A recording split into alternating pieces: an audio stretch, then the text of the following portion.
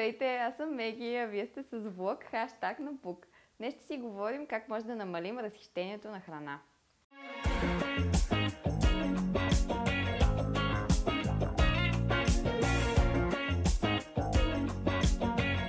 Отиваме на лов за зеленчуци.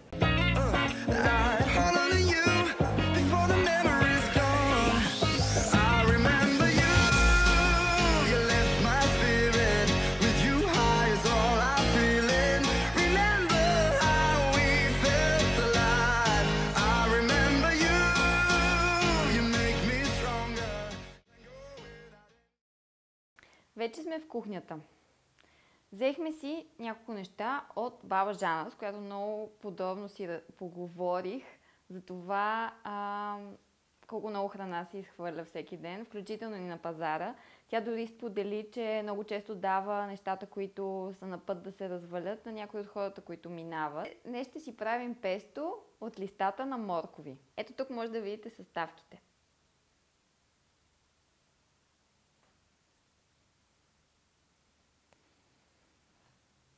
Започваме с отрязването на листата на морковите.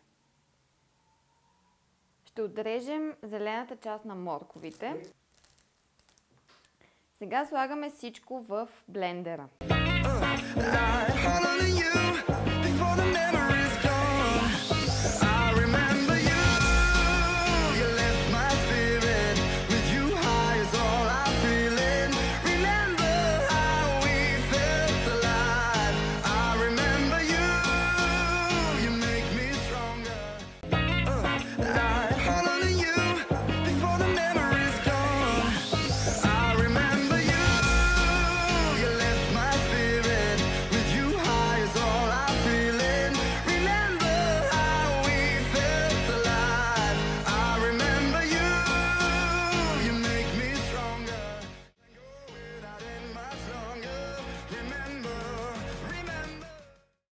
Пестото е готово и вече може да го ползваме за каквото си искаме.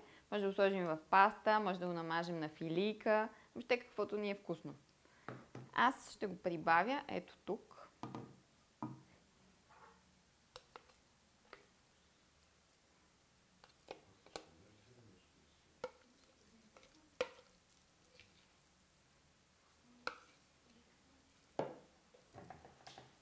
Морковите, разбира се, няма да ги хвърляме. С тях ще си направим супа или леща или нещо друго.